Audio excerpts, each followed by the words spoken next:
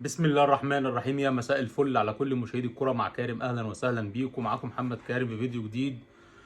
النهارده هكلمكم في بعض الاخبار والكواليس المهمة جدا. خلينا بس نبدأ بأول حاجة. النهارده كان في قعدة مع جون ادوارد واتكلموا فيها على كل التفاصيل. كان امبارح في قعدة مع جون ادوارد، والنهارده كمان حصل قعدة كمان مرة مع جون، لأن النادي عنده مشاكل مالية كبيرة جدا، وفريق الكورة من الاخر كده محتاج له على الاقل بتاع 200 مليون جنيه عشان يسدد الفلوس والغرامات والقصص اللي عليه.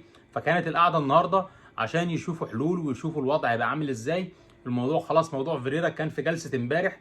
النهارده يعني الموضوع ما تمش التطرق فيه في اي حاجه فيما يخص فيريرا، لكن النهارده كانت القصه كلها عشان موضوع الفتره اللي جايه، مستحقات لعيبه، تجديد عقود اللعيبه، الانديه اللي ليها فلوس عند نادي الزمالك في انتقالات لعيبه، اللعيبه الاجانب اللي ليها فلوس، واللي هكلمكم على محمود بنتايج كمان شويه.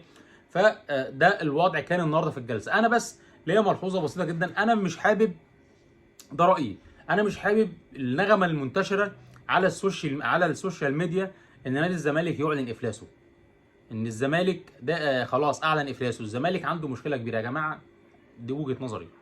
نادي الزمالك نادي كبير جدا، حتى لو نادي الزمالك عنده ازمه ماليه وعنده مشكله ماليه كبيره واحنا كلنا عارفينها، مش خافيه على اي حد، ولكن فكره ان يتردد كلام او يتقال كلام على السوشيال ميديا ان الزمالك يعلن افلاسه، انا بشوفها عيب كبير جدا في حق نادي الزمالك، سواء من اللي بيكتبها او من اللي بيسربها، الاثنين. لان نادي الزمالك مش نادي قليل عشان اقول نادي الزمالك بيعلن افلاسه. نادي الزمالك نادي كبير، نادي كيان كبير. نادي الزمالك عنده جماهير بالملايين في مصر وبره مصر. نادي الزمالك عنده محبينه الكبار، عنده رجال اعماله الكبار، والناس اللي بتساعد والناس اللي بتكون واقفه جنبه. ففكره ان احنا نبقى مصدرين دايما ان الزمالك بيعلن افلاسه، لا، انا ضد دي تماما. انا ضدها تماما. سحب ارض اكتوبر عمل مشكله لنادي الزمالك، وعمل يعني ازمه حقيقيه لنادي الزمالك، والقصه كلها نادي الزمالك متوقف على موضوع ارض اكتوبر. ولكن انا ما صدرش نغمه ان الزمالك بيعلن افلاسه. يا جماعه، نادي الزمالك عنده لعيبه، اللعيبه لما يوصل لها احساس زي ده هتنزل تلعب ازاي؟ لما اللعيبه الاجانب يوصل لها ان الكلام اللي بينتشر على السوشيال ميديا ان الزمالك بيعلن افلاسه، يا جماعه لا، ده مش منطقي. الزمالك كان اللعيبه كان ليها فلوس، واحد زي المهندس هشام نصر طلع 25 مليون جنيه من جيبه اداهم قرض حسن لنادي الزمالك. ففي حلول بتحصل، والارض ان شاء الله باذن الله راجعه خلال ايام ان شاء الله. فان انا سواء اللي بيقول او اللي بيدي لحد معلومه يكتب ان الزمالك يعني هيعلن افلاس، انا عمري ما هعملها ولا عمري هكتبها ولا عمري هصدر النغمه دي بتاعت ان الزمالك يعلن افلاسه. بشوفها لا، مش ده نادي الزمالك. الزمالك عنده ازمه ماليه، ودايما الزمالك بيبقى عنده ازمات ماليه من ساعه، انا عن نفسي من ساعه لما بدات اتابع كوره، من ساعه لما بدات اتفرج على الزمالك عنده طول عمره ازمات ماليه، بس ما صدرش النغمه بتاع الزمالك ايه هيعلن افلاسه. دي الجزئيه الثانيه. النهارده وكيل محمود بنتايج طلع تصريحات مهمه وخطيره في نفس الوقت، اللي قال فيها ان نادي الزمالك ادانا وعده وما اداناش، واللاعب ليه شهرين وما خدش فلوسه، ولو اللاعب ما خدش فلوسه احنا بعتنا انذار لنادي الزمالك. لو اللاعب ما خدش فلوسه خلال 10 ايام، وانا ليا برده تقريبا عموله على وكيله، يعني لو ما خدناش الفلوس هنقدم شكوى للفيفا ومحمود بنتاج هيفسخ عقده. ده تهديد واضح وصريح من وكيل اللاعب ان هو بعته انذار لنادي الزمالك عشان موضوع مستحقات محمود بنتاج. محمود بنتاج موجود مع المنتخب المغرب، للمنتخب الثاني في المغرب يعني، وهيقابل مصر. ده الوضع والقصه فيما يخص محمود بنتاج. نادي الزمالك انا ليا راي في الموضوع ده هقوله لكم. نادي الزمالك بيحاول يحل الموضوع وهيتصرف في جزء هيتصرف فيه باقي مستحقات بنتايج، وانا قلت لكم امبارح في الفيديو ان الجزء ال 50% اللي باقيه من مستحقات اللعيبه هيتم صرفها ان شاء الله خلال ايام بسيطه، واللعيبه هترجع، وقبل ماتش دي قضاها الزمالك ولعيبه الزمالك هتكون واخده كل مستحقاتها. ولكن فكره النغمه اللي طالعه دلوقتي ان محمود بنتاج بعت انذار عشان يفسخ عقده والقصه دي، انا شامم فيها ريحه مش حلوه.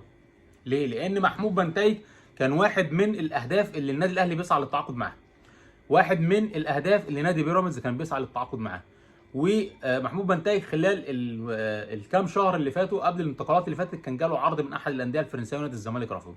فاحنا دلوقتي واحد زي محمود بنتايج ده، انا من وجهه نظري لا، ما وصلوش للمرحله اللي وكيله يطلع يقول كده، ولازم كمان يتم الحديث مع وكيله برضه، لان جمهور الزمالك زعل من سيف الجزيري بسبب دايما الانذارات اللي بيقعد يبعتها.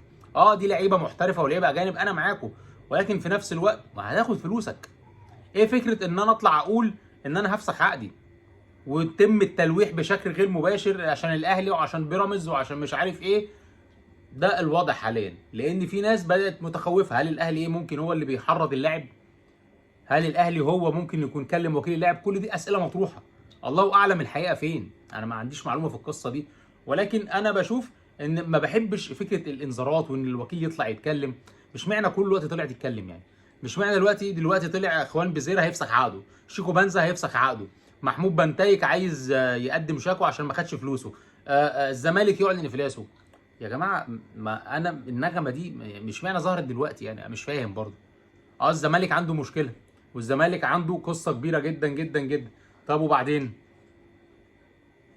هفضل بقى اسرب على السوشيال ميديا واقول ان الزمالك بيعلن افلاسه؟ قصه محمود بنتايك ان شاء الله هيتم حلها باذن الله. خلاص يعني خلال ايام مع عوده محمود بنتايك لمصر هيكون اللاعب اتصرف الشهرين بتوعه اللي ليه عند نادي الزمالك.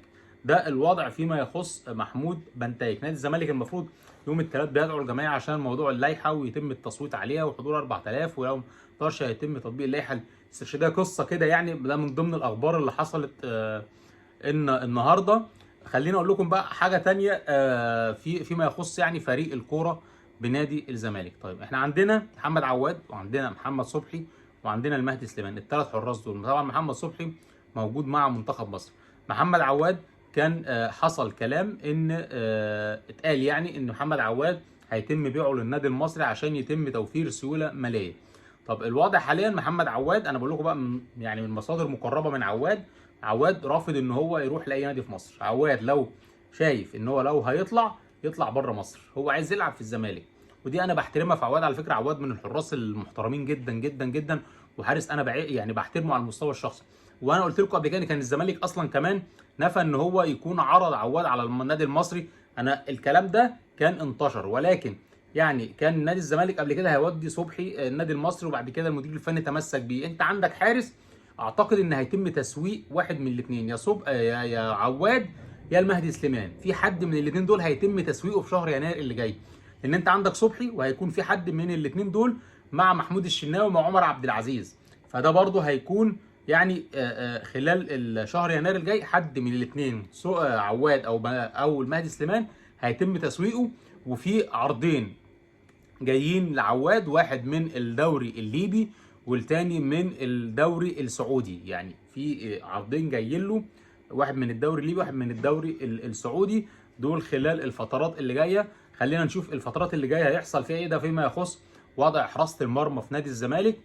سيف الجزيري وضعه في يناير ان شاء الله هيتم حسمه، لان سيف الجزيري احنا عارفين ان هو واحد من اللعيبه اللي يعني اسمها مطروح بقوه ان هو ممكن يتم تسويقه خلال شهر يناير. فاحنا كده عندنا في شهر يناير واحد من الحراس هيخرج، وبنسبه كبيره ممكن يتم تسويق سيف الجزيري في شهر يناير القادم. اشوفكم على الف خير في فيديو جديد.